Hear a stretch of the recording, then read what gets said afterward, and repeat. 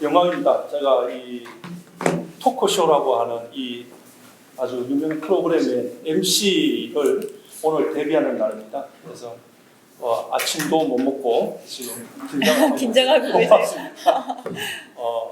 혹시 이 빈트가 막 하더라도 너무 욕하지 마시고 데뷔전을 좀 이쁘게 잘 치르겠구나 이렇게 기대를 힘을 좀 모아주시면 고맙겠습니다. 오늘 원래는 이 네 분이 참석하기로 됐는데 양현영 의원님 방금 말씀하셨다시피 춘천시장님이시던 이재수 시장님이 갑자기 일이 생기셨대요. 인간사 알 수 없잖아요. 그래서 갑자기 귀한 분을 못 모시게 돼서 좀 안타깝고 다음 기회에 다시 강명을 찾아뵙겠다고 약속해 주셨습니다. 그리고 오늘 참석하신 분들은 정말로 유튜브나 뭐 이런 데 보면 바로바로 나오시는 유명한 분들이라서 제가 몸값을 많이 쳐드려야 되는데 전혀 10원 한 푼 못 드리면서도 이렇게 초대해서 이게 무슨 하늘의 복인가 싶은 생각이 듭니다.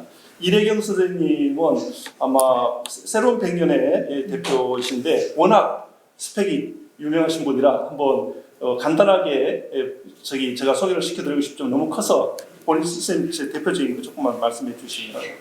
예, 저는 70년대 대표적인 학생운동, 반유신 투쟁 학생운동 출신이고요. 대학을 두 번 쫓겨나서 민청년 발기인견 초대 상임위원을 했고요. 김근태 씨가 정치문에 했을 때 한반도 재단의 운영위원장을 맡았습니다. 여러분들한테 잘 알려진 거는 민주당 혁신위원장 10시간 수임을 했다가 쫓겨나왔다고 그럴까요? 사임했다고 한 저기가 있고요. 제 개인적으로는 복지국가 소사이어티 초기부터 8년간 공동대표를 맡았고요. 다른 백년이라고 알려져 있는 시민사회 담론 집단 창립자이자 현재 명예이사장을 지내고 있고요. 일천 공동체라고 혹시 들어보셨나 모르겠습니다. 지금 한 17년 된 복지 현장 수임 조직인데 제가 그 창립자 겸 현재도 명예이사장을 있고요.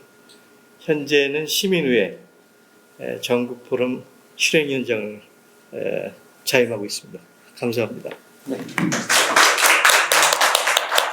다음으로 외지에서 오신 분 먼저 소개드리겠습니다. 찐파랑님이라고 닉네임이신데 워낙 유명하셔서 본명이 필요 없습니다. 잠깐 소개 좀 부탁드립니다. 네, 안녕하세요. 초대해 주셔서 너무 감사하고요. 저는 그 민주당의 민주화 운동이라는 네이버 카페지기를 하고 있고요.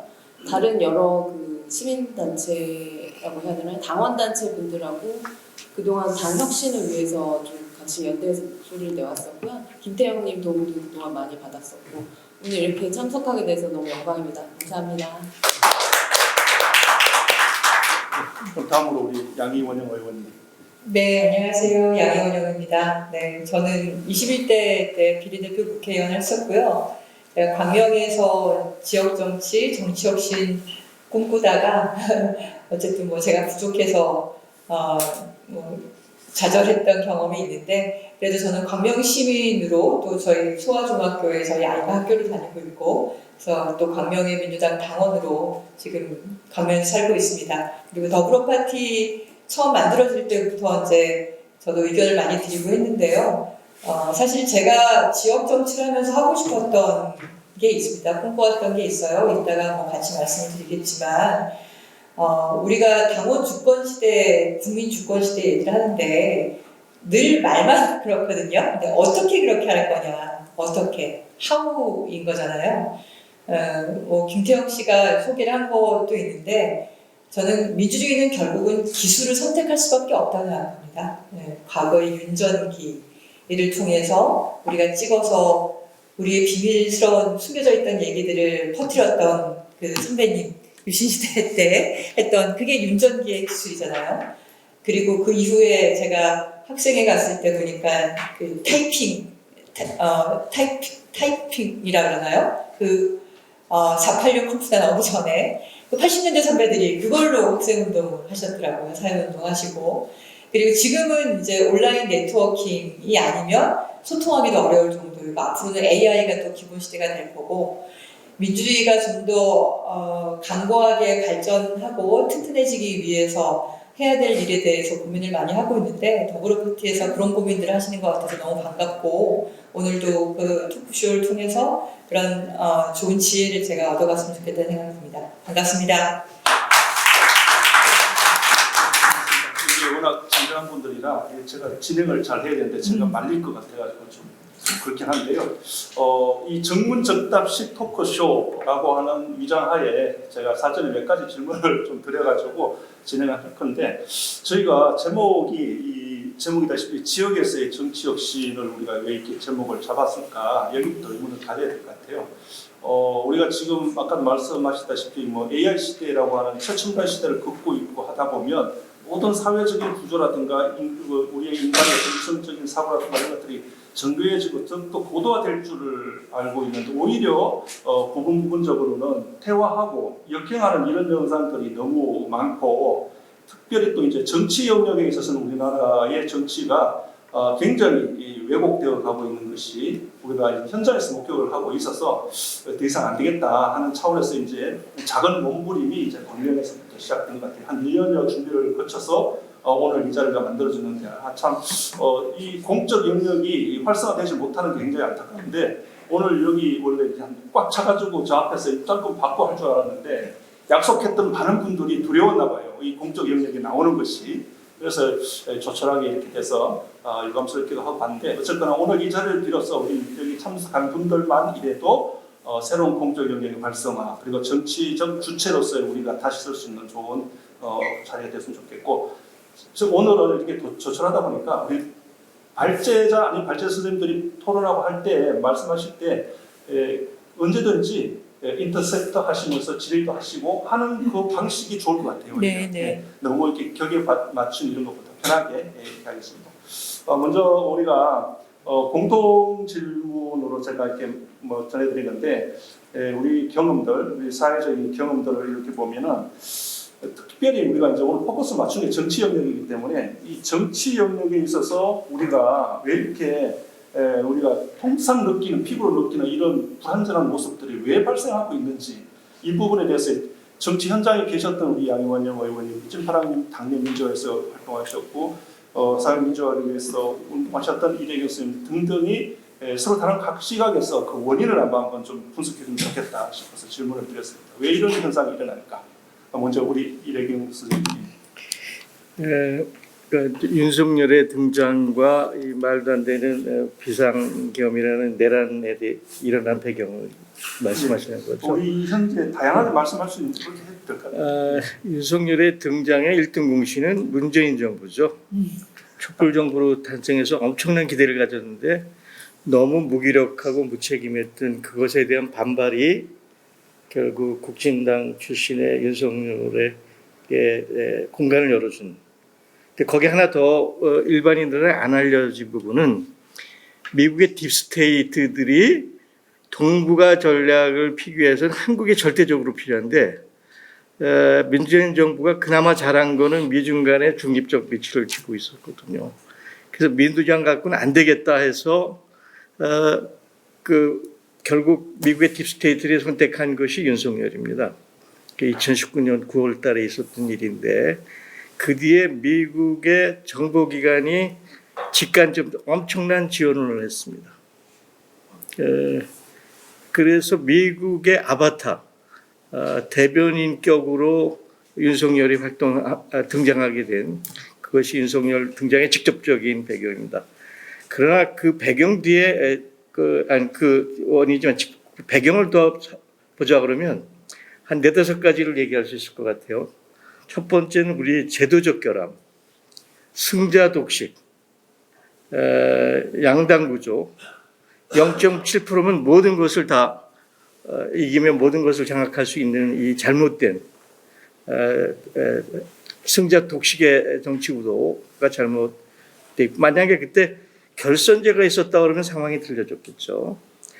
또 하나는 우리가 상권 분리라고 얘기하지만 행정 수반인 대통령 권한이 제왕적 권력으로 행정부를 견제해야 될 감사권, 언론 감독기관의 장을 임명하는 것, 하다못해 검찰과 사법 수장까지 임명권을 갖고 있는.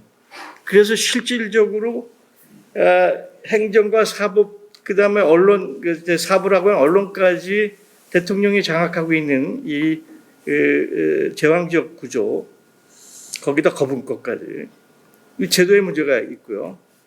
두 번째는 우리가 IMF 이후에 신자유주의, 시장 만능주의를 세계 어느 나라보다도 강하게 깊이 받아들인 나라입니다. 이게 민주당 지난 정권들 모두의 표착이죠. 그 양극화 불균형의 속도가 그 종주국인 미국보다 우리가 훨씬 빨랐어요. 디테일한 적인 제가 얘기를 못합니다. 이 양극화 그 시장 만능주의가 결국 극한적인 경쟁과 유도하면서 거기서 탈락한 젊은이들, 특히 이대남이라고 하는 현상에 뿌리를 만들게 되죠. 여기서 끝나질 않습니다. 우리가 해방이 우리가 스스로 만들지 않으면서 결국 미군이 점령구로 들어오면서 미국의 입장에서는 한반도라는 건 반공의 전초기죠. 한국민에 의한 자립적 주권 국가가 아닙니다. 우리가 반쪽 국가 결핍국가죠. 지난 80년간 가스라이팅 당한 거죠. 그러니까 미국의 입장에서 한국이 반공 기축국가이기 때문에 한국의 정권 주체가 누구든 간에 반민족이든 매판이든 특혜 세력이든 부패 세력이든 수구 우익 세력이든 상관없이 미국의 반공 전초기지만 열심히 하면 무조건 도와준 거예요. 이 잘못된 거기에서 독버섯이 그야말로 그 악초들이 무성이 자라서 아직도 우리 국민들의 30-40%가 말도 안 되는 극우 집단들을 지지하는 이대남까지 포함해서 하나 더 포함한다면 일제강점기로부터 해방됐음에도 불구하고 80년이 지나도록 일제가 만들어온 잘못된 유죄, 쇠창살이라고 그럴까요? 이게 그대로 온전해 있는데 딱 두 가지 예를 들면 반민족 매판 친일 부역했던 조선과 동아가 아직도 우리 사회 공론회장의 주류잖아요. 이 친구들이 끊임없이 수구 반동 그 매판적 저기를 양산해내는 공론회장이 작동을 안 되도록 조선 동아가 아직도 우리의 주류에 서 있고요. 또 하나는 일본이 한민족을 지배하기 위해서 만든 치안유지법을 실행하기 위해서 만든 게 검찰사법제도예요. 검찰 기소권. 세상에 없는 검찰 기소권이 우리나라에 일본이 우리를 지배하기 위해서 만든 검찰 독점 기소권이 아직도 우리한테 생생하게 살아있다는 거. 재판도 마찬가지죠. 세상의 판결이 재판관의 양심에 의해서 움직인다고 얘기하지만 재판관이 판사가 자의적으로 판결을 내리는 전 세계 OECD 국가 중에 우리밖에 없어요.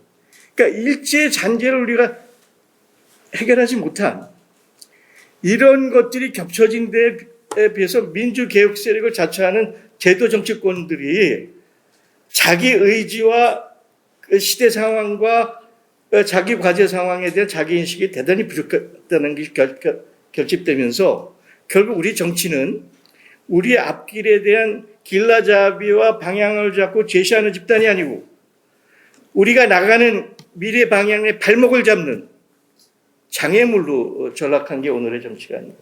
네, 감사합니다. 제가 이 정해진 시간이 있어가지고 안부를 이렇게 해드리는데 시간이 오버되면 물을 마시는 척하겠습니다.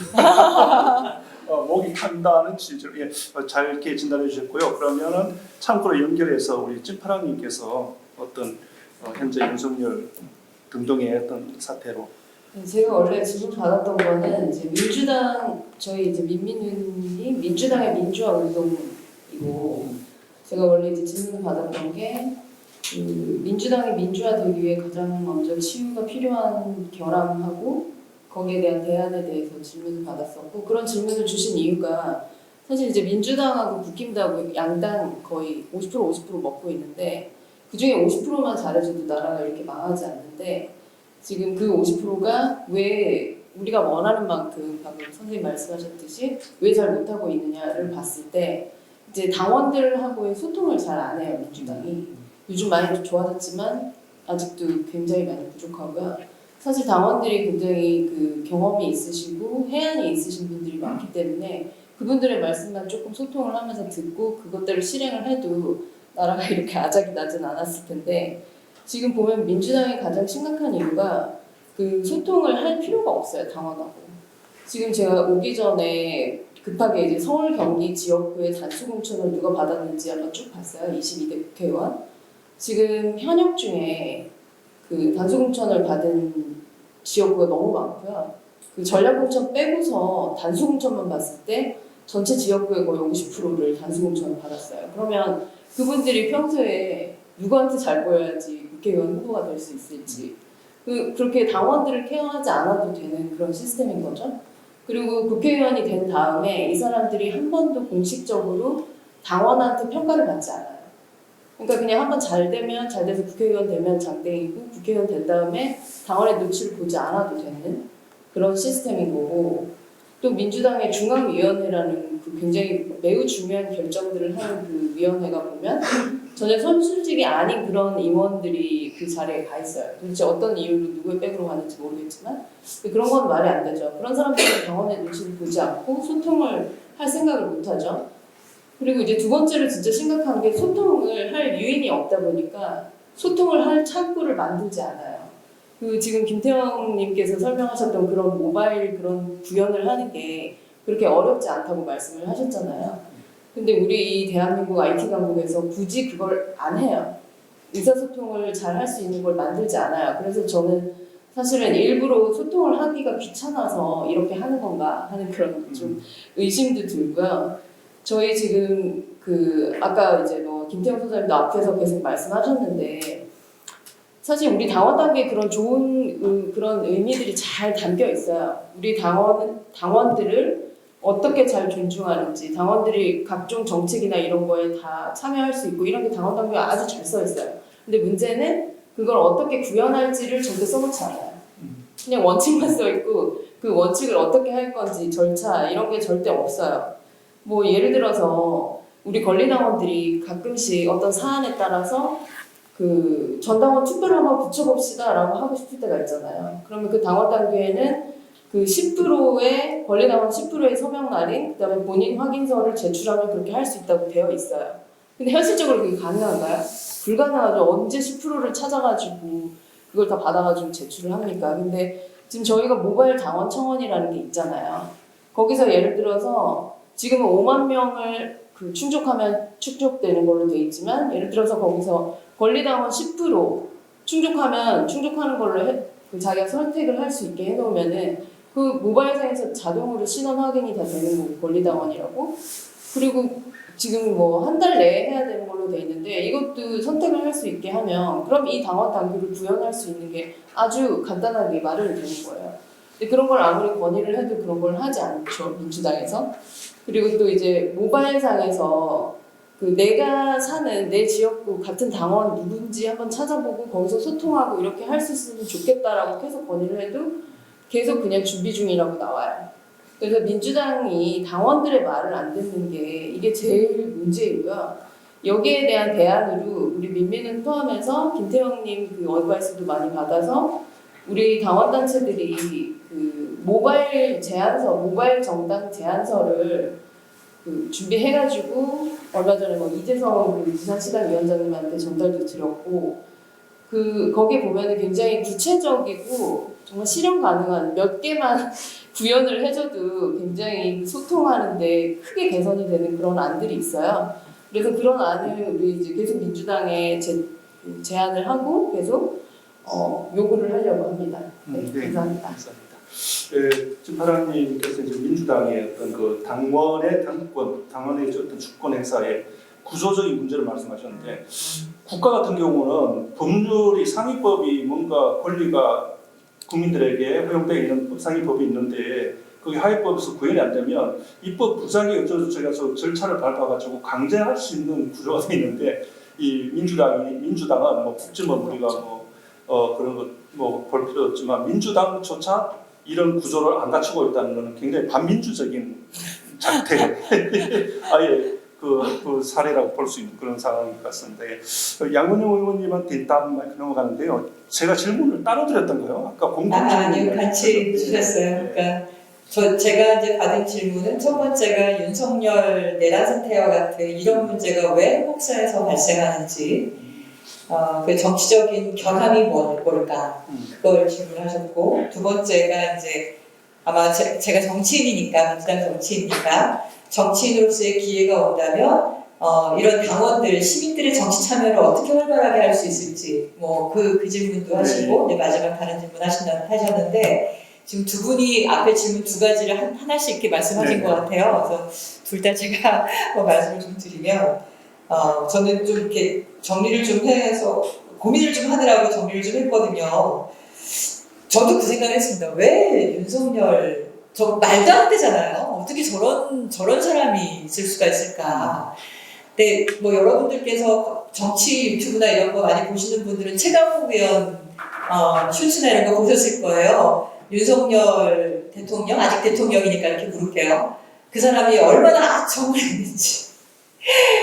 본인의 소명은 적폐청산이고 자기가 어쨌든 그 수사를 한 책임자이고 그게 자기 소명인데 내가 어떻게 국힘 저쪽 가서 이렇게 정치를 하겠냐. 나의 소명은 적폐청산이고 검찰개혁을 위해서 내가 한번 마치겠다. 이렇게 얘기를 했다는 사람이 저런 거 아니에요. 어떻게 저럴 수가 있을까. 저런 사람이 정치인을 뽑힐 수가 있을까. 그리고 저런 사람이 어떻게 이런 내란 사태를 일으킬 수 있을까. 저는 제 생각은 군사 독재 시대의 마지막 잔재물이 이제 정리되는 과정이다. 네. 이제 모든 게 바닥까지 왜 그 흙탕물 가만 놔두면 막걸리를 얘기하는 게 낫겠네. 가만 두면 위에 맑은 술이 뜨잖아요. 맑은 물이 마치 맑은 것 같죠. 하지만 가라앉아 있거든요. 우리 심연에 한국 사회의 저 심연에 군사 독재 시대의 잔여물이 분명히 있어요.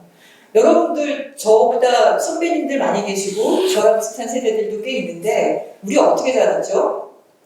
군사 독재 시대의 교육으로 자랐습니다. 저 남녀공학 고등학교 나왔거든요.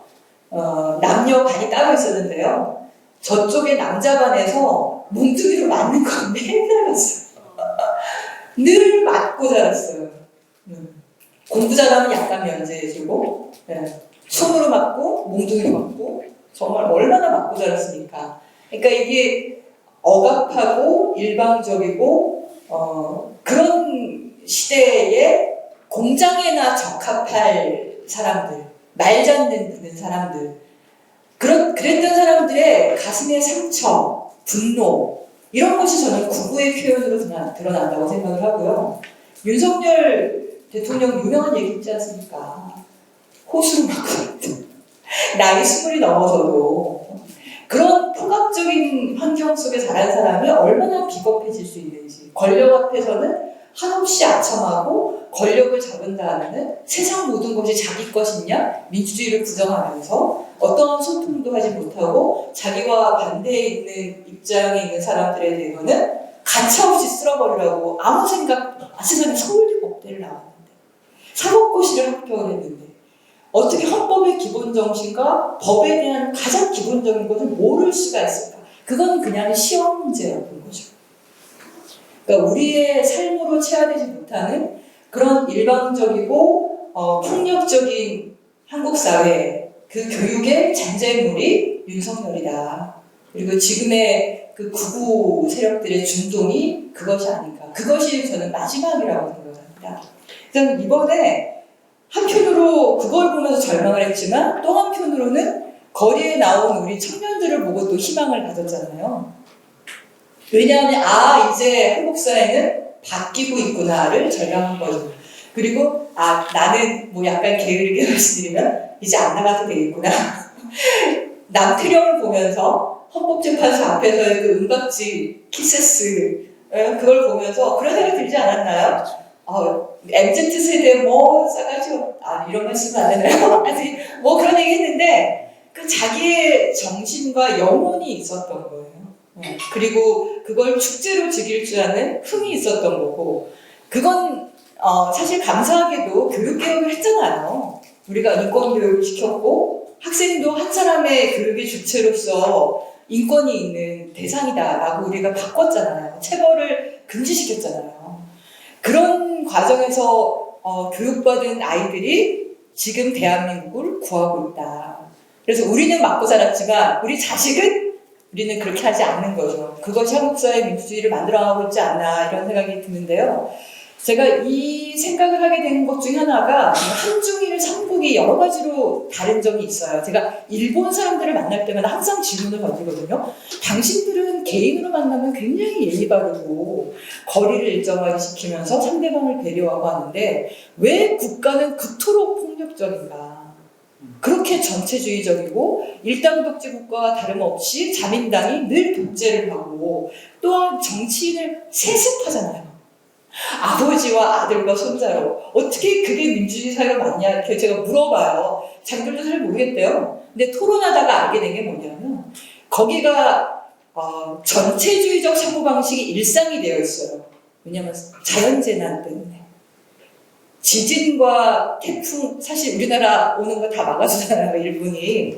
그러면서 뭔가 이렇게 그러니까 복종하고 누군가의 큰 권위에 무조건 따라야 되고 그거에 비해서 한국은 자연적으로 굉장히 평온한 나라죠. 되게 평화스러운 나라예요.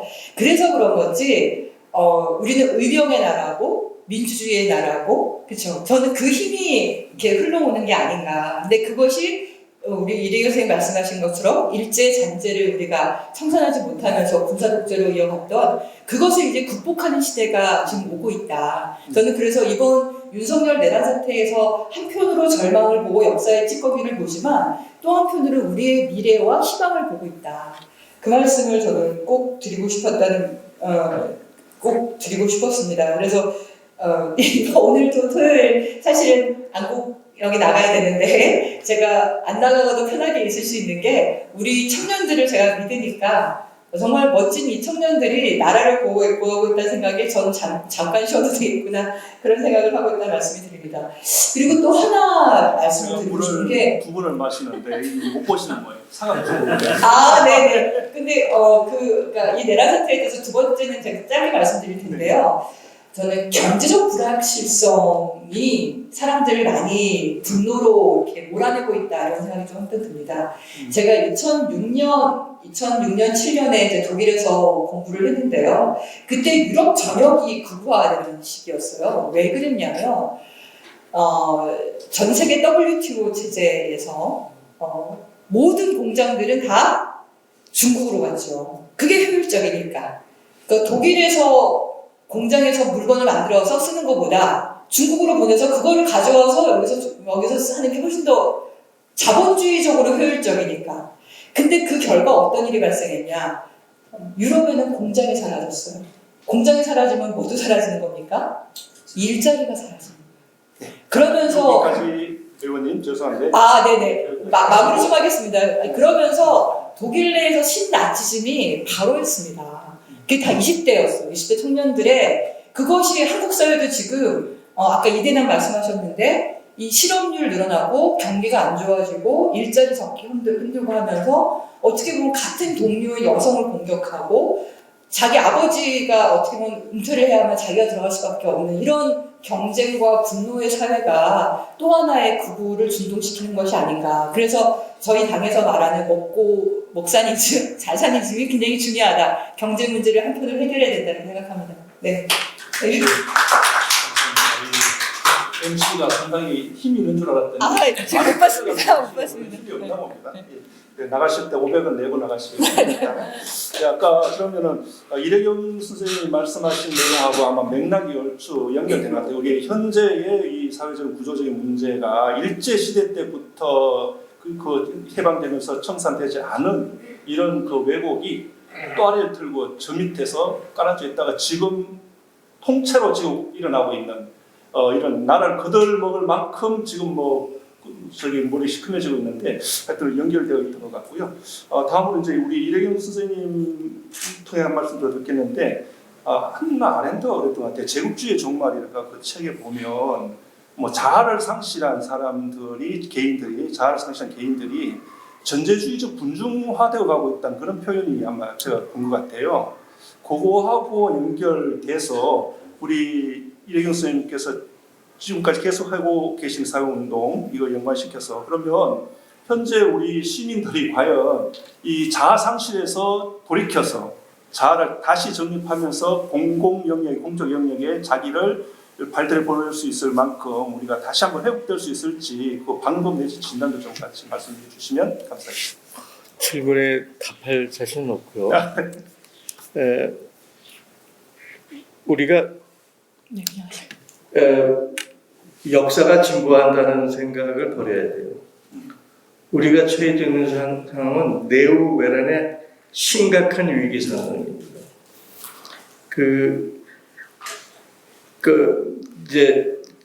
우리가 이제 우리 지역 활동 문제를 얘기해야 되는데 지역 활동의 반대편에는 뭐가 있죠? 세계화가 있죠. 그리고 지역과 세계화에는 주권국가라는 국가의 주권이라는 개념이 있습니다. 이 3자 문제를 어떻게 풀어야 되느냐는 건데, 원래 이제 세계화는 두 단계로 나눠봐야 돼요. 원래 세계화는 20세기 철도가 들어오고 전기가 발명되고 제국주의 식민화 과정에 이미 세계화가 이루어졌죠.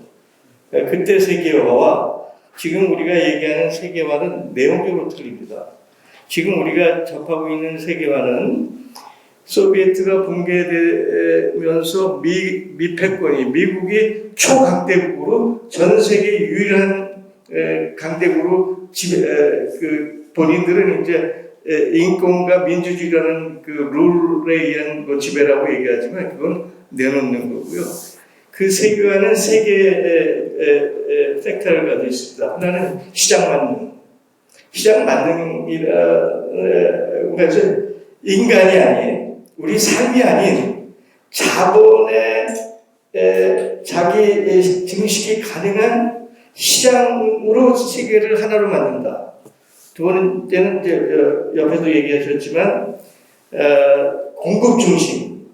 그래서 이 생산의 거점을 내 생활 거점이 아니고 전 세계 어디든 생산 요소가 가장 적합화되는 대로 전 세계를 찾아간다. 공급 중심 이론이 있었고 마지막에 그러한 모든 성과가 소위 금융 포트폴리오, 금융 자본에서 수탈되는 이것이 그 소비에트가 무너진 뒤에 세계화가 가지고 있는 그 성격인데 거기에 가장 정확하게 노획된 게 한국이었죠.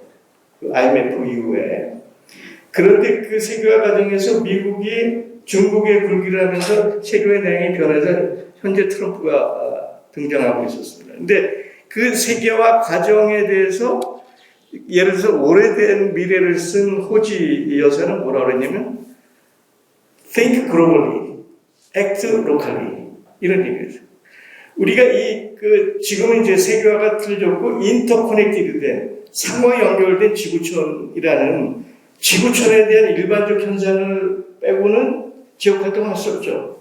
그러니까 생각은 지구촌화된 상호 연결된 이 세계라는 걸 생각해야 되지만 실천의 장은 내가 발달하고 있는 여기서 시작하자.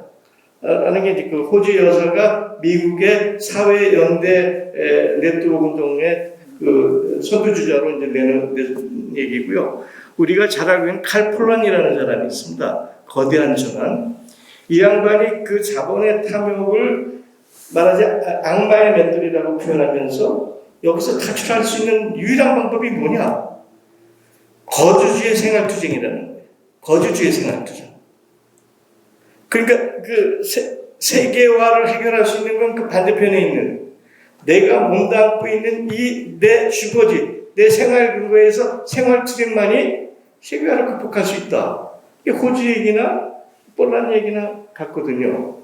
그러면 결국 이제 주민들의 정치 참여가 이루어져야 되는데 제도 정치는 세계화 과정에서 그 미 초강대국에 의해서 주권이 무력화되어 버렸어요. 주권이 무력화됐다는 것은 제도 정치도 무력화된 거예요. 제도 정치 자체가 무기력해진 거죠. 그래서 제도 정치를 한계를 뛰어넘는 그거는 결국 주민 정치, 시민 정치를 통해서만 할 수 있다. 그럼 시민 정치는 어떻게 해야 되느냐? 저는 4개의 키워드를 얘기합니다. 하나는 시민의 정치, 시민의 참여를 일상화해야 되고, 이것을 규범화해야 되고, 그것을 제도화해야 되고, 그것을 법제화해야 된다. 마지막 법제화라는 얘기는 기존에 우리가 시민사회 활동들이 많이 있는데, 그 시민사회 활동은 제도화의 초기 단계에 와 있지만 법제화라는 데까지 도달하지 못했어요. 법제화라는 것은 법적, 행정적 실행력을 강제하는 것. 시민의 참여, 시민의 정치가 거기까지 갈 때만이 세상이 변할 수 있는 거죠. 그럼 지역으로 내려가 봅시다.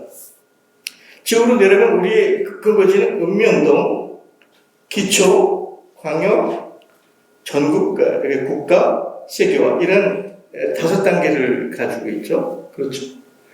그런데 이제 읍면동이든 기초든 그 주민으로서 우리가 참여하는 공간은 현재 제한적이지만 주민자치위원회, 주민위원회, 마을민회, 주민총회, 그리고 우리가 가야 될 주민의회, 시민의회 이렇게 그 단계를 거칠 수 있는데 여기서 가장 중요한 키워드는 현안, 아젠다를 누가 제기하느냐, 제기된 현안을 누가 솔루션을 제공하느냐, 그럼 제공된 솔루션을 실행할 수 있는 강제를 누가 하느냐, 이 3개의 키워드, 아젠다를 누가 만드느냐, 현안의 솔루션을 누가 만드느냐, 그 솔루션을 누가 실행하도록 강제하느냐, 그것에 따라서 지역의 자치 문제는 기존에 선정된 공직자의 자문적 역할에서 혹은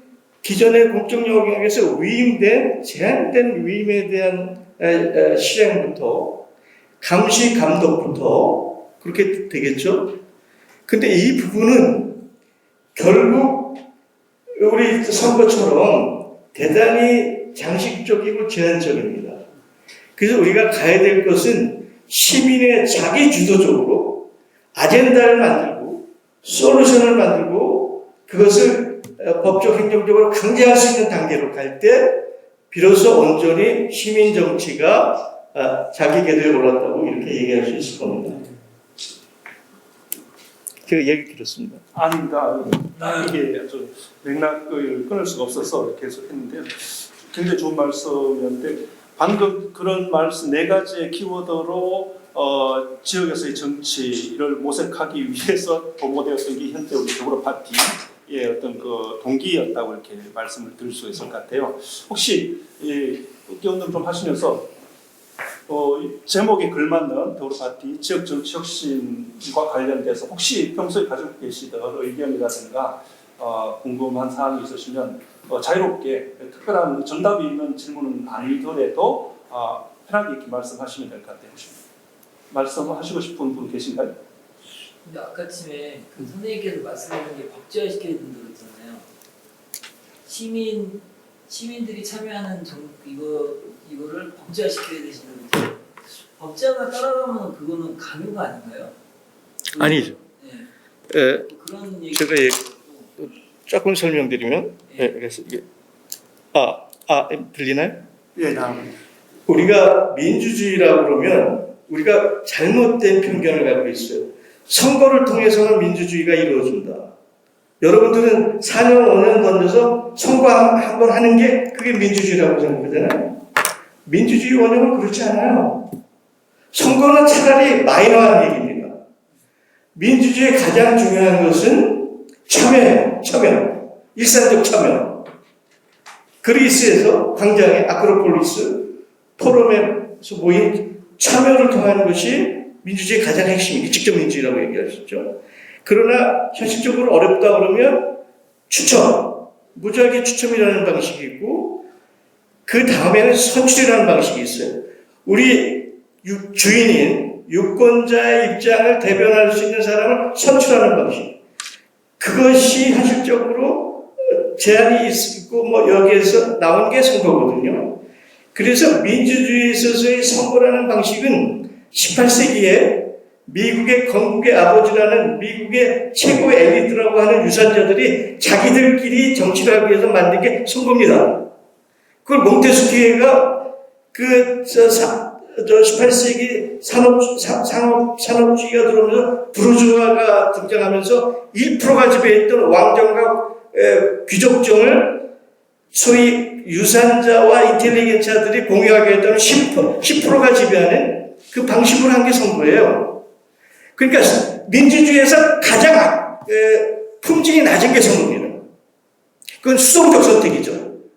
그러니까 민주주의 본질은 적극적으로 참여해서 스스로가 판단하는 게 가장 민주적인 겁니다. 그러니까 우리가 사고를 바꿔야 돼요. 민주주의는 선거가 아닙니다. 민주주의는 자기 결정권이죠.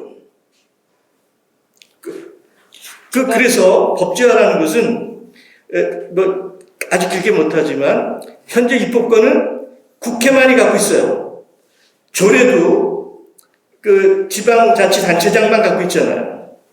그 조례 제정권과 입법권을 시민들이 공유해야 됩니다. 그것이 법제화입니다.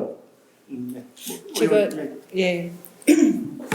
지금 이제 말씀하시는 내용은 아까 찐파랑님께서 말씀하신 당원 주권 얘기와도 좀 통하는 것 같고요. 그리고 지금 투표는 어떻게 보면 국민 주권 얘기라도 통하는 것 같은데, 그러니까 우리가 헌법의 제1조 1항, 뭐 2항 다 국민 주권, 민주공화국에 대한 얘기가 나와 있잖아요. 그런데 아무리 너가 그 주권자다 얘기를 하고 참여하면 좋다 얘기를 하는데 난 귀찮아, 난 싫어 그런다고 해서 그걸 처벌하진 않잖아요. 그렇죠?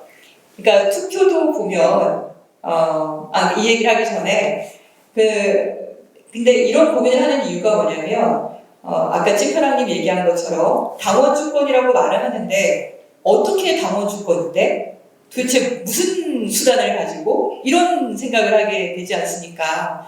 당원들에게는 그런 권리와 의무와 책임이 다 있다. 정책에 대해서 또는 선출직에 대해서 이런 걸 할 수 있다고 안 하는데 도대체 뭘로 할 수 있는데 중앙위원들은 어떻게 하는데 대의원들은 또 누가 뽑는데 이런 거에서 사실상 당원들에 의한 결정보다는 누군가의 권력이 집중된 사람에 의해서 일방적으로 뭐 공천 권한도 그렇고 대의원 뽑는 것도 우리가 혁신위원회에서는 대의원을 없애거나 차라리 아니면 대의원을 선출하라고 되어 있지만 이번에 전국적으로 민주당의 대의원이 선출된 지역이 제가 알기로는 거의 없어요.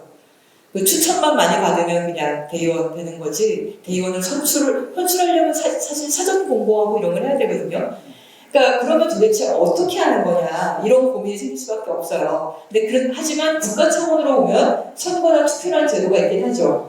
근데 이것을 참여를 강제하기 위해서 의무 투표제를 하는 나라도 있어요. 전 세계적으로 22개 나라는 투표하지 않으면 벌금 냅니다. 아니면은 은행 거래를 정지시킨다거나. 우리나라도 이게 좋을까요? 좀 토론을 해볼 필요 있을 것 같아요. 우리나라도 1999년에 선거관리위원회에서 어떤 법을 제안했냐면 투표 참여 안 하면 벌금 5,000원. 1999년에 그런 논의가 되다가 취소가 됐어요. 근데 한국 사람들의 특징 중에 하나가 되게 자발성을 중요하게 생각을 하잖아요. 그러니까 우리 애들도 알아서는 하는데 이거 하라고 잔소리 하면 안 하잖아요. 근데 어른도 좀 비슷하지 않나요? 한국 사람 특징이. 그래서 이런 참여에 대해서 어떻게 끌어올릴 것인가에 대한 고민이 정치인들에게는 저는 숙제라고 생각을 합니다. 그건 시민사회도 마찬가지죠. 근데 저 오늘 그 더불어파티 사업 계획도 쭉 보면서 어떤 생각이 들었냐면 기존의 시민사회에 어떻게 보면 한계를 답습하지 않기 위해서 어떤 노력을 해야 될지를 좀 듣고 싶었어요. 기존의 시민사회는 어떠냐면 회원들은 많아요. 우리 당도 그렇잖아요. 당원들은 많아요. 근데 그 사람들이 참여하는 통로를 어떻게 만들 거냐. 어떻게 보장할 거냐. 근데 그게 힘들고 안 되니까 누가 합니까? 그냥 대리인들이 다 하는 거죠. 그 시민사회를 보면, 단체를 보면은 그냥 활동가들이 다 알아서 다 해요. 거기에 유명한 사람들 몇 명 불러다가 공동대표 앉히고 집행위원회, 운영위원회 앉혀서 거기서 다 결정해요. 거기서 무슨 논의가 되는지 사후적으로 회의록이라도 만들어서 알려주면 다행이에요. 지금 우리 당에서 최고위원회 회의가 있으면 최고위원회 회의 결과가 당원들한테 공개가 되나요? 공개가 안 되죠. 제가 국회의원일 때는 문자로 꼬박꼬박 받았어요. 근데 당원들한테는 왜 가장 우리 당의 일상적 최고 의결기구의 회의록이 공개가 안 될까? 거기에 중요한 데 결정이 되는데, 그러니까 이게 결국은 참여에 대한 수위를 어떻게 만들 거냐, 도대체 어떻게 그렇게 할 거냐에 대한 토론과 논의가 많이 필요할 것 같습니다. 예. 제가 한마디만 부탁드리겠습니다. 그러시죠.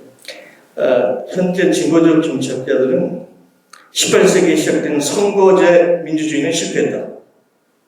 새로운 출구가 필요하다는 게 일반적인 답입니다. 우리 사회에 수많은 현안이 있고 과제가 있는데 4년 동안 기다려야 돼요. 지금 전 세계 정당제, 선거제에서 제대로 돌아가는 나라가 있습니까? 미국이 돌아갑니까? 일본이 돌아갑니까? 그 잘난 독일이 돌아갑니까? 이태리가 돌아갑니까? 영국이 돌아갑니까? 이미 선거제 민주주의 끝났어요. 작동 안 합니다. 그럼 어떻게 해야 되죠?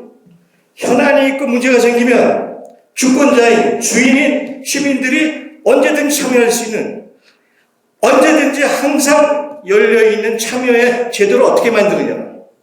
이게 21세기의 정치 가버넌스에 현재 던져진 화두고 과제입니다. 예. 대의제에 대한 근본적인 회의가 요새 많이 이렇게 회자되고 있는 차원에서 말씀하신 것 같고요. 우리 찐파랑님께서도 아까 우리 양원영 의원님의 말씀 연결해서 우리가 지금 플랫폼을 구축해서 주권자로서, 당원으로서, 당권자로서의 주체적인 어떤 참여 역할을 하고자 하는 이런 시도를 하고 있는데, 지금 하고 계신 그 카페지기라고 하셨죠? 네.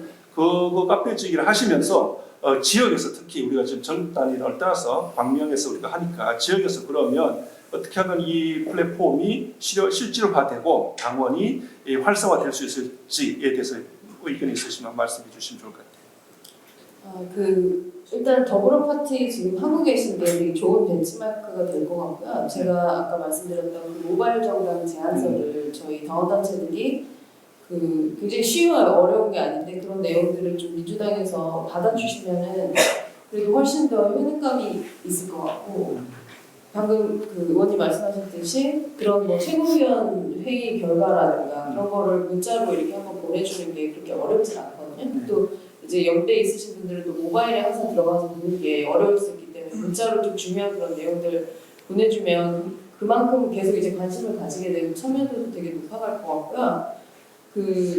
저는 일단 효능감, 그러니까 당원들, 우리 민주당이 당원이 전 세계에서 제일 많은 당이잖아요. 사실 거의 일반 당원까지 하면 우리 5천만 국민 중에 한 10% 정도는 민주당 당원이에요. 그 10% 그 사람들이 효능감을 느끼면서 정치에 좀 더 관심 가지고 하면 진짜 나라가 이 아작에 난리가 없었는데, 이제 여러 가지 앞에서 말씀드렸듯이 소통이 잘 안 되고 이분들의 의견이 위로 반영이 안 되기 때문에 지금 저희가 이런 불행한 사태를 맞고 있는 것 같고요. 저는 박근혜 때도 촛불 집회를 거의 빠지지 않고 나갔었고, 지금 이번에도 국회 앞에 가서 군인들이랑 몸싸움도 하고, 그 이후에 이제 또 탄핵 집회도 거의 매주 나가서 응원봉을 들고 있어요. 추운 겨울에. 그래서 사실 박근혜 때도 저희가 정권을 무너뜨리고 그 정권을 촛불로 무너뜨려서 그 정권을 사실 민주당한테 그냥 공짜로 손에 쥐어준 거고요. 지금 이번에도 거의 이제 공짜로 손에 쥐어주는 게 마무리되어 가고 있죠. 그래서 민주당은 정말 책임감을 많이 느껴야 돼요. 책임감 느끼고 계시겠죠. 그렇지만 다시 한번 강조하고 싶어요. 왜냐면 이제 저도 더 이상 이 추운 겨울에 집회 좀 그만 나가고 싶어서 강조를 하고 싶고, 지난 정부에서는 솔직히 개혁 과제를 거의 못했죠. 지금 뭐 이낙연 씨 나와가지고 계속 남의 당 대표에 대해서 왈왈도 하는데, 본인이 총리하고 본인이 당대표 할 때 개혁 과제 왜 하나도 못했는지 먼저 반성부터 먼저 해야 된다라고 생각을 하고요. 저희가 지금 이재명 그 대통령님이 되시겠죠. 뭐 설마 안 되겠어요. 뭐 김문수가 되겠어요. 근데 대통령님이 되시면은, 그러니까 정권 찾아오면은 정말 이번에는 진짜 그 검언 정상화, 검언 개혁을 꼭 그 민주당이 꼭 해야 되고요. 민주당밖에 할 사람이 없어요. 할 데가 없어요. 그래서 민주당이 이렇게 계속 요구하는 거고, 뭐 예를 들어서 법무부에 기자 출입처 이런 거 없애야 되고, 검찰 수사권 정말 꼭 완전 분리시키고, 공수처의 기소권을 강화해야 되고, 그리고 건설사에서 언론사 소유하는 거 이건 말이 안 되죠. 금산분리 하듯이 분리해야 되고, 그리고 외연적으로는 요즘 이재명 대표님께서 하시는 그 잘사니즘 이런 걸로 저간층 국민들한테 소구하면서 표는 확보하되, 지금 정권 찾을 때까지 기다리지 말고 지금 이미 민주당 안에서는 정권 찾은 후에 법원 정상화 어떻게 주도 면밀하게 할 건지 지금 준비하고 있으셔야 합니다. 저는 그거를 꼭 말씀드리고 싶습니다. 예, 좀 말씀 같습니다. 저희가 정해진 시간이 있어서 양이원영 의원께서 가지고 가실 질문이 여기 하나 있는데 그 플러스 저기 질문하고 합쳐서 마무리 있게 말씀을 해주시면 될 것 같아요.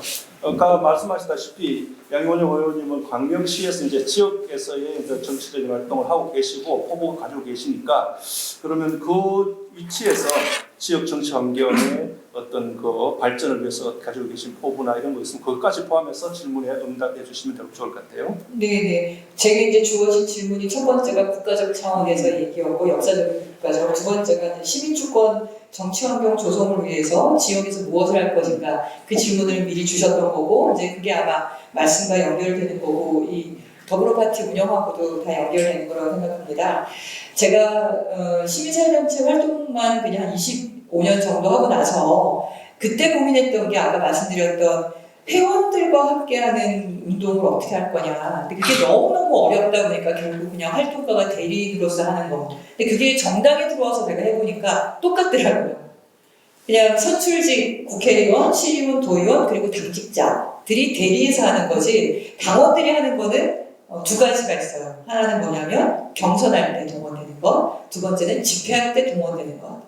그러니까 그냥 동원용으로만 이용되고 있지 정말 주권자로서의 역할을 굉장히 제한적으로 하고 있더라. 이걸 제가 와서 느끼고, 그래서 저는 이제 지역 정치를 하고 싶었던 이유가 제가 지역위원장이 돼서 당원과의 일상적 소통이나 이런 것들을 좀 하고 싶었던 거죠.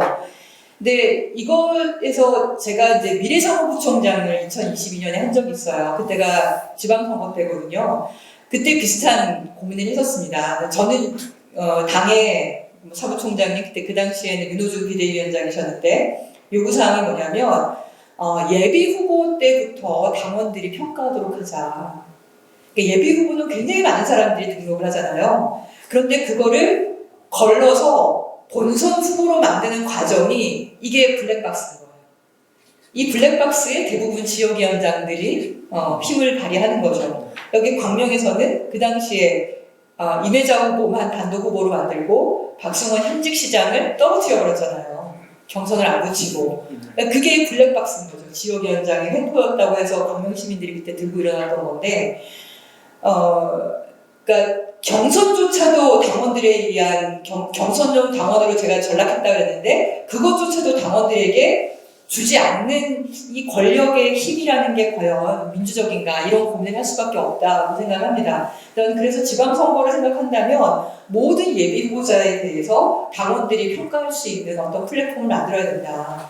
저는 그래서 더불어파티가 광명에서 한 번이라도 나온 적이 있는 정치인들을 다 수집해서 그 개개인에 대한 페이지를 만들고 평가하고 그 사람이 무슨 말을 했고 어떤 얘기들이 있는지를 한다는 게 굉장히 의미가 있다. 거기에 대해서 당원이나 시민들이 뭔가를 올리고, 그럼 본인은 그걸 변명하는 걸 올릴 수도 있고 자기 자랑하는 걸 올릴 수도 있겠죠.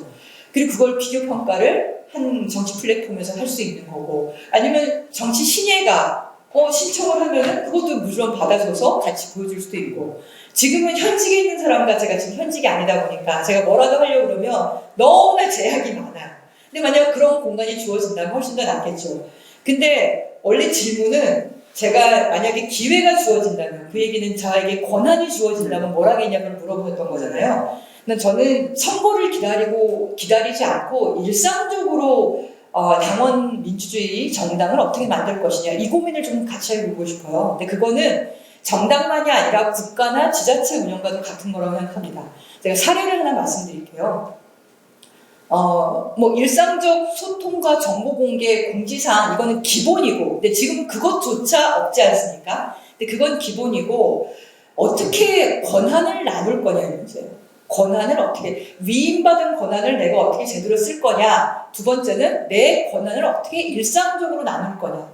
그러니까 대만은 그걸 주민투표의 요건 완화로 했습니다. 그러니까 우리나라는 주민투표 제도가 없잖아요. 그러니까 윤석열 대통령이 어떤 제도를 시행을 하는 데 있어서 반대가 너무 심해요. 근데 그냥 밀고 나가잖아요. 어떤 브레이크도 할 수가 없어. 국회에서 뭘 해도 안 돼. 아무것도 안 돼. 근데 그것을 제어할 수 있는 힘. 대만은 그걸 주민투표로 만들었고, 국민투표로 만든 거죠.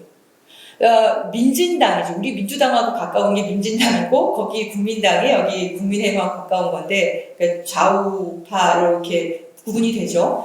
근데 민진당이 정권을 잡으면서 바꾼 게 뭐냐면, 주민투표 제도를 완화한 거예요. 뭐, 여기서 알만한 분은 다 아시겠지만, 우리 당 출신의 시의원 이지석 의원이 시의장 되려고 무소속으로 탈당하고 지금 시의장 돼서 결국은 지방선거 때 민주당이 더 많았는데 그렇게 우리 광명 시민이 선택해 주셨는데 지금은 국민의힘과 민주당이 동일하고 이지석 의장이 국민의힘 쪽으로 움직이지 않습니까? 그럴 때 저희가 그랬거든요. 주민 소환하자. 근데 요건을 보니까 이건 못하는 거네. 주민 소환 제도가 있으면 뭐합니까?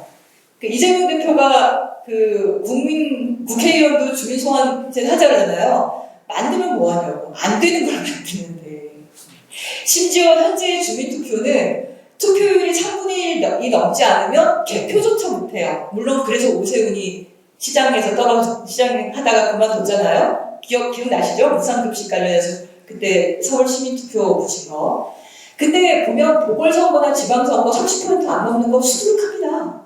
우리는 그렇게 해서 시장을 뽑고 의원들을 뽑는데 왜 주민투표, 국민투표는 우리는 국민투표도 없죠. 우리나라는 국민투표도 없어요. 그나마 주민투표가 있고 지자체장과 지자체의원의 소환제도는 있어요. 국회의원 소환제도는 없지만. 근데 이런 게 문턱이 너무 높아서 엄두를 못 냅니다. 그러니 일상적으로 할 수 있는 게 없다 보니까 선거 때만 동원되는 거죠. 그러다 보니 일상적으로 제가 소통하고 정보를 나누고 권한을 나눠야 되고 점검받고 평가받는 거에 대한 두려움이 없는 거예요. 그래서 늘 하는 얘기가 그러잖아요. 2년은 지 하고 싶은 대로 하고 3년차 되니까 와가지고 지역 돌아다니네. 이제 선거 때 됐나 보지? 이렇게 늘 말씀하시는 거 아닙니까?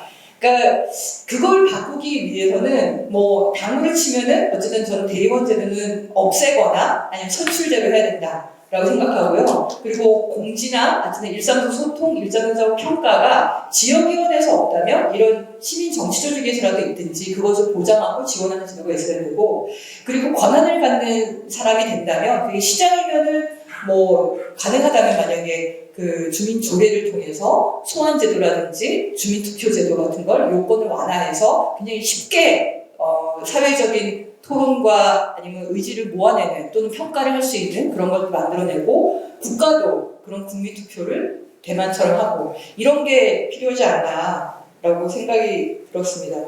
그거 말고도 제가 몇 가지 좀 있는데요. 아무튼 그래서 나중에 기회가 되면 그런 거를 같이 고민할 수 있는 저는 정치운동 영역이 훨씬 더 넓어져야 된다고 생각합니다. 네, 고맙습니다. 질문 어느 정도 답이 됐는지 모르겠는데, 일상의 정치적인 어떤 일상적인 어떤 그 실행을 의지를 가지고 계셔가지고 막 교란이 주어졌으면 좋겠네요, 실험적으로.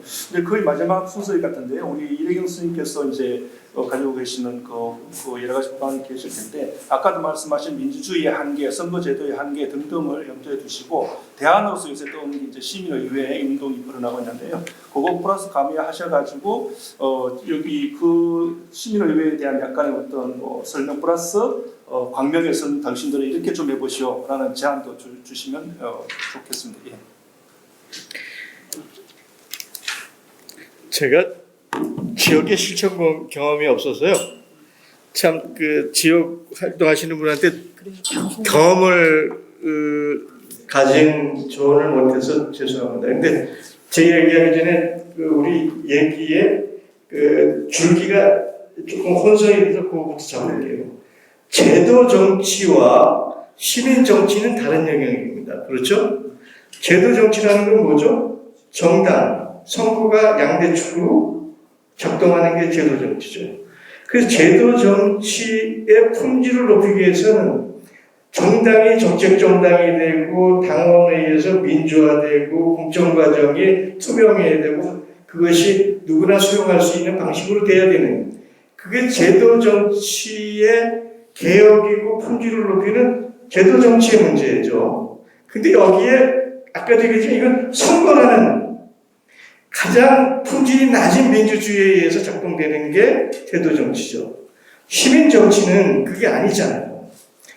시민 정치 아까도 얘기했지만 필요하다면 언제나 주인인 주권자가 시민이 참여하고 수기를 통해서 결정하고 결정을 강제해내는 거. 이게 시민 정치예요. 근데 여러분들은 한쪽에서는 민주당의 당원이고 또 한편에서는 광명시의 주민이잖아요. 이중맹준식으로 가지면 되죠. 제도 정치가 일상적으로 모든 일을 90%, 99% 해결하죠.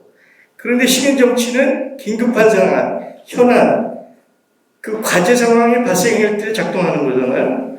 그러니까 이 두 개가 서로 보완관계라는 측면에서 여러분들은 일상적으로 당원으로 당의 품질을 높이기 위한 민주화 정당의 내부의 그 개혁적 조치에 한 역할을 하는가 동시에 또는 제도 정책을 뛰어넘어서 지역과 국가 단위의 현안을 시민의 주권자로서 참여하는 이 방식이 틀리다는 걸 얘기할 수가 있을 겁니다. 근데 아까 이제 김태형 선생님도 얘기하고 했지만 당원이든 주권자로서 시민이 참여하는데 문제는 이 참여해서 많은 토론을 해.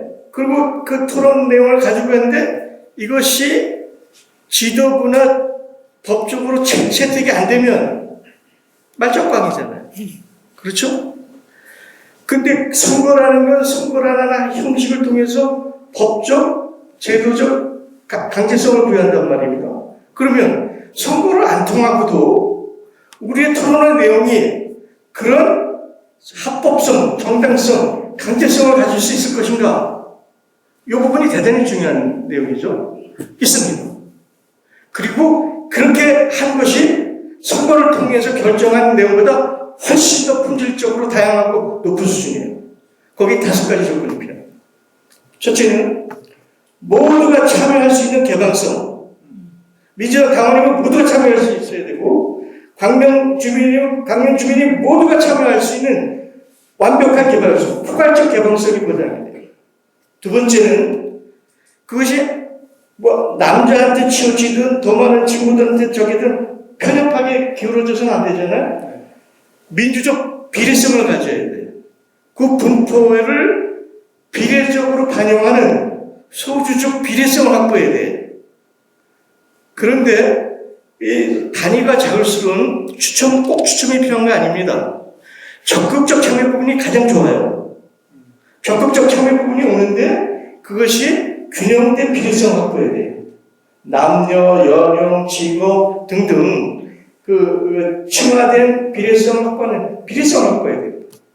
그 다음에 세 번째는 집단지성이 작동될 수 있을 만큼 충분한 수기와 토론과 수기를 하는 집단지성이 발현될 수 있는 토론과 수기의 과정들을 거쳐가야 돼요.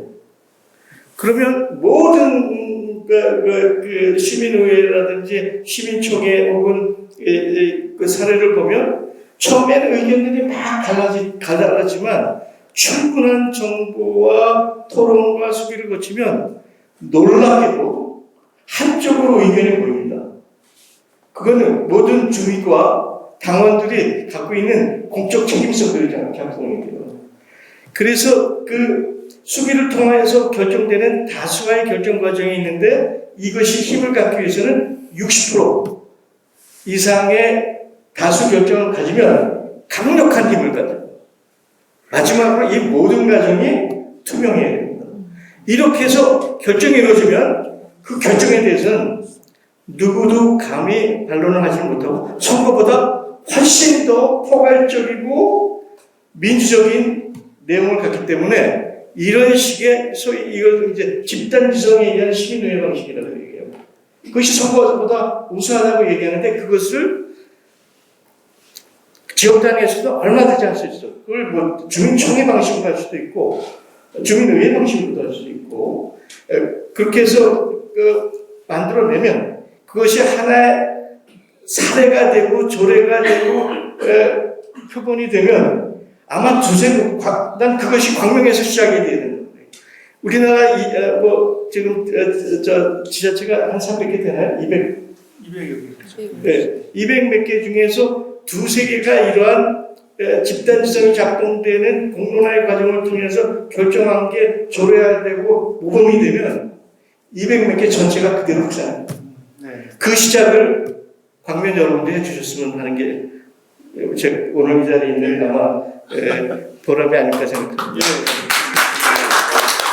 방금 말씀하신 이제 시민의회의 어떤 그 원리라든가 요거에 대해서 설명하시는 건가요? 그 개방성, 비례성, 시민의회라는 표현을 안 해도 해도 그 형식의 시민주권, 시민의 정치 참여를 하는데 선거라는 방식을 안 통했는데 당신들이 무슨 법적인 근거가 있고 정당성이 있느냐 이 5가지 근거를 갖는다면 선거를 통한 것보다 훨씬 강력하고 포괄적이고 민주적이다. 마침 저희 더불어 파티가 그런 지향을 가지고 있습니다. 그래서 그게 좀 더 정교하게 구현되면 아마 굉장히 좋을 것 같아요. 개방성, 비례성, 수기성, 투명성, 또 하나가 뭐죠? 다수 결정. 다수의 결정. 예. 그럼 이제 거의 시간이 다 돼서 그게 그런데 승복하는 거죠. 찐파랑님께서 아까 민주성이네요. 조금 그 주제 범위가 짧지만 민주당의 당내 민주화를 위해서 광명에서 이제 플랫폼을 이용해서 우리가 지금 활동하고 있는 이 부분에 있어서 어떤 점은 특별히 주의했으면 좋겠다. 요거 이제 충고 내지는 조언할 수 있으면 말씀. 저는 일단은 되게 좋았던 게 아까 프레젠테이션 하실 때 좋았던 거는 평소에 점수를 매기는 거예요.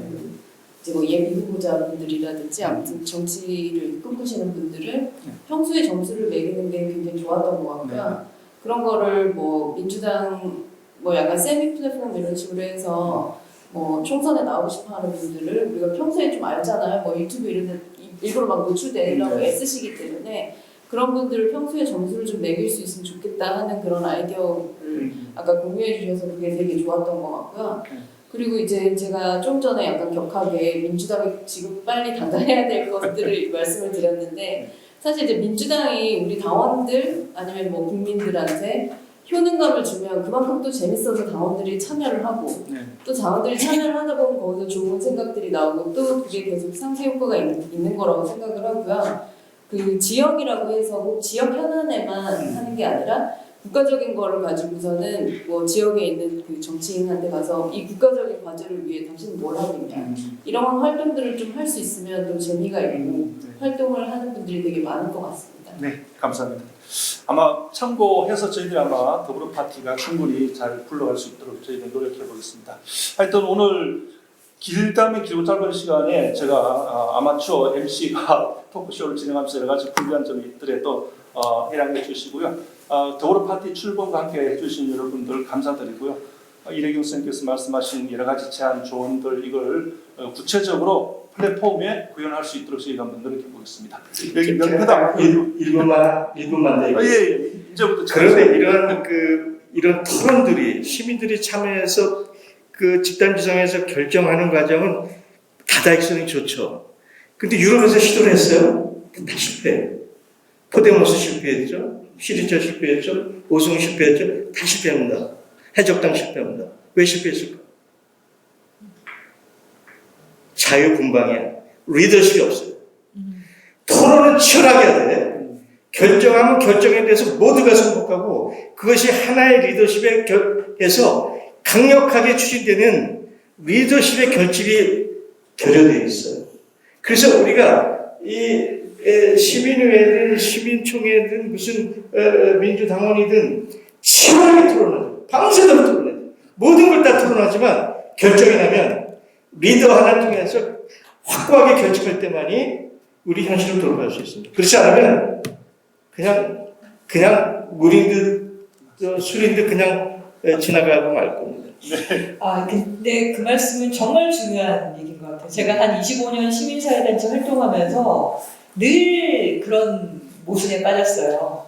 그러니까 활동가들도 되게 민주주의적인 어떤 조직 운영이나 이런 거를 갈망을 하거든요. 근데 문제는 뭐냐면 그래서 누가 할 거냐, 무엇을 할 거냐. 근데 그런 거를 정확하게 하지 않으면 말은 많은데 아무것도 안 하고 그냥 지나가 버리는, 아무도 책임지지 않는. 그러니까 이거는 어떤 독재 이런 거와는 다르지 않습니까? 근데 그게 뭘까 했더니 맞네요. 리더십이네요. 리더십, 그게 또 정치인 거고요. 그렇죠. 네, 굉장히 좋은 말씀 감사합니다. 예, 기전 감사드립니다. 함께 박수로 마무리하겠습니다. 고맙습니다. 사진